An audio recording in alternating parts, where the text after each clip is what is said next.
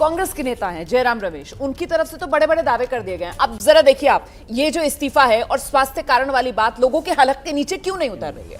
जयराम रमेश दावा कर रहे हैं शाम 5 बजे तक उपराष्ट्रपति के साथ, वो कह रहे हैं मैं था, शाम 7:30 बजे धनखड़ जी से फोन पर बात हुई है।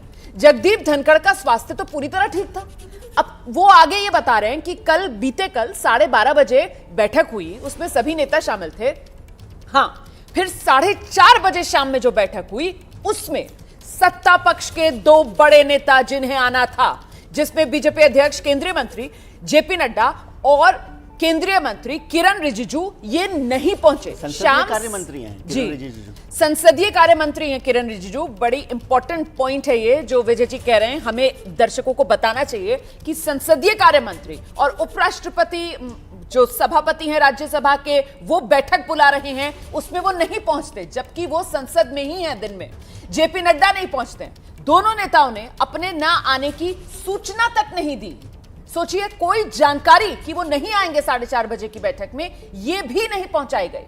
इसके बाद उपराष्ट्रपति ने ये बैठक जो है वो मंगलवार, मतलब आज के लिए टाल दी, जिसका जिक्र अभी विजय जी कर रहे थे कि आज उन्होंने बैठक बुला रखी थी। तो यही जो कल 4:30 बजे बैठक होनी थी, जिसमें जेपी नड्डा और किरण रिजिजू नहीं पहुंचे और कोई सूचना भी नहीं दी उन्होंने अपने ना आने की, इसी बैठक को उपराष्ट्रपति जगदीप धनखड़ ने माफ कीजिएगा, आज के लिए टाल दिया। इस बीच में कुछ हुआ जिसकी वजह इस्तीफा बना। अब ये बड़ा दावा है जो जयराम रमेश की तरफ से किया जा रहा है।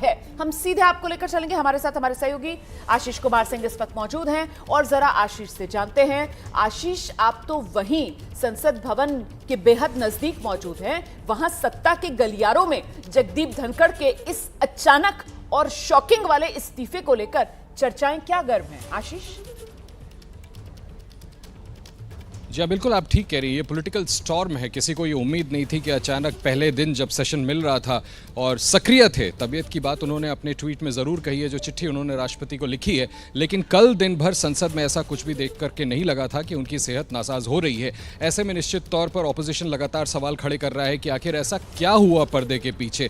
जैसे अंग्रेजी में कहते थे, something more to it then what meets eye, यानी कि पर्दे के पीछे की सच्चाई शायद कुछ और है।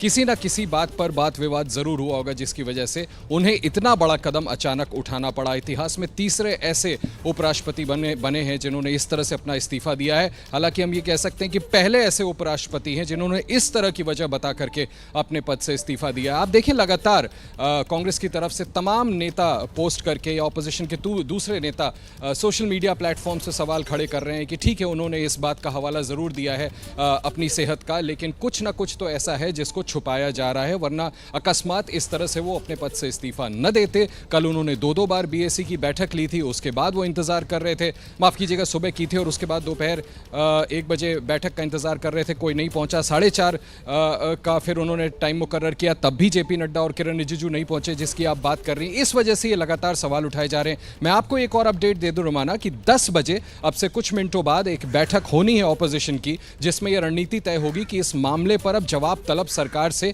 कैसे किया जाए, कि वाइस प्रेसिडेंट को आखिर ऐसी नौबत कैसे आई कि उन्हें अपने पद से इस्तीफा देना पड़ा।